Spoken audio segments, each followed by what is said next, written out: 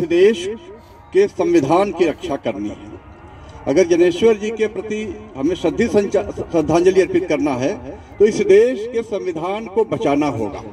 और आज इस देश का संविधान अपने सबसे कह सकते हैं कि सबसे जो है खराब स्वरूप की तरफ बढ़ रहा है, क्योंकि उसके संरक्षक ऐसे हैं इस समय कि वो नहीं चाहते कि संविधान रहे। डॉक्टर अंबेडकर ने कहा था कि चाहे जितना भी अच्छा संविधान हम बना लें, अगर उसको लागू करने वाले ईमानदार नहीं होंगे, अच्छा नहीं होगा, तो संविधान 2 कौड़ी का हो जाएगा।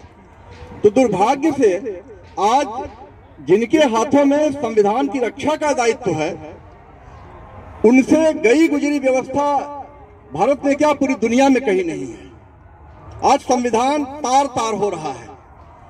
सोमनाथ के मंदिर का जब जीर्णोद्धार हुआ था तो राष्ट्रपति डॉक्टर राजेंद्र प्रसाद, जिनके देश प्रेम और निष्ठा में कोई कमी नहीं थी, उन्होंने आजादी की लड़ाई के तपे तपाए सूरमा थे। और उनको जब मंदिर के आयोजन समिति के लोगों ने कहा कि आप आइए उद्घाटन करिए, तो पंडित जवाहरलाल नेहरू ने उनको पत्र लिखा और कहा कि आप एक धर्मनिरपेक्ष और प्रजातांत्रिक राष्ट्र के राष्ट्राध्यक्ष हैं। आप न केवल हिंदुओं के बल्कि भारत में जितनी भी धार्मिक और जातीय लोग रहते हैं, आप सबके संरक्षक हैं। इसलिए मैं आपसे अनुरोध करता हूं कि आपको सोमनाथ के मंदिर के जीर्णोद्धार में नहीं जाना चाहिए। इसी तरह से उन्होंने के.एम. मुंशी को भी कहा था, जो उस समय गवर्नर थे वहां के गुजरात के, सबसे कहा था उन्होंने। तो एक वह चेतना थी जो संविधान की रक्षा करती थी, और उस संविधान की रक्षा करने का ही परिणाम था कि वह भारत कई टुकड़ों में होने से बच गया। केवल 47 में ही टुकड़े में, उसके बाद भी कई बार टुकड़े टुकड़े करने की कोशिश हुई। और आज जो पूरे देश में एक फांसीवादी निजाम जगह जगह दिखाई दे रहा है, जिस तरह से लोगों को बरगलाया गया है, जिस तरह से आज ऐसा लग रहा है कि यह हिंदू राष्ट्र घोषित हो जाएगा।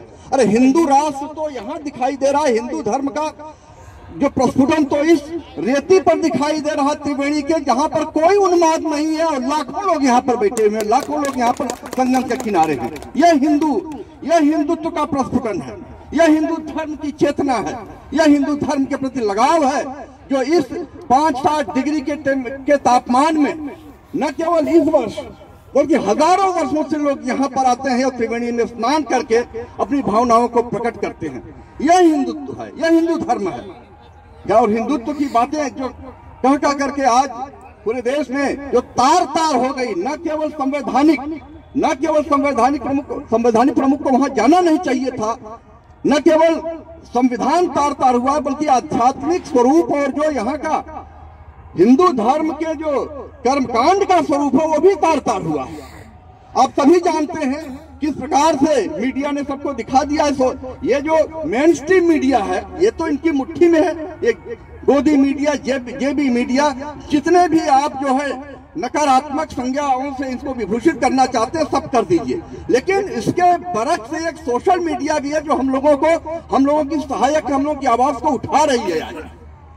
न अपूर्ण मंदिर में जो है जिस तरह से प्राण प्रतिष्ठा की बात आज कराई गई है, वो हिंदू धर्म के और कर्मकांडों के बरखिलाफ है। इसको नहीं होना चाहिए था। और जिस तरह से सांगो पांग दंपति को जाकर के वहां पर पूजा पद्धति को परफॉर्म करना चाहिए था, वो भी नहीं हुआ है। इस हिंदू धर्म के 4 जो प्रमुखतम धर्म गुरु हैं, वो 4 के चारों ने इसका विरोध किया था। इसको भी ध्यान में रखना चाहिए था। तो न केवल ये संविधान और इस देश के दुश्मन है, बल्कि हिंदू धर्म के भी सबसे बड़े दुश्मन हैं ये। तो इनके प्रति भी सावधान रहना चाहिए। और मित्रों, ये चाहे जितने भगवा लहरा ले, चाहे जितने ये आज मिठाई बांट ले, जितने भी चिल्ला ले, चिल्लफो कर ले, इससे घबराना नहीं चाहिए।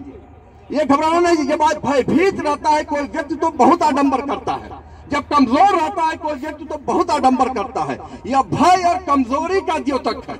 और हम मेहनत का लोग, जो देश में 44 करोड़ श्रमिक, 12 करोड़ किसान, जिस पर आधारित 75 करोड़ जनता, 5 करोड़ रेहड़ी ठेला करने से जीविका प्राप्त करने वाले जो रिटेलर्स हैं, खुदरा व्यापारी हैं, जो 20 करोड़ लोगों का प्रतिनिधित्व करते हैं, उनके बारे में सोचना चाहिए। और जो अडानी अंबानी 1% लोग जो देश की 40% संपदा पर काबिज किए हुए, उनसे हमारा मुठभेड़ होना है, उनसे हम लोहा लेंगे, क्योंकि वही इनके प्रतिपोषक हैं।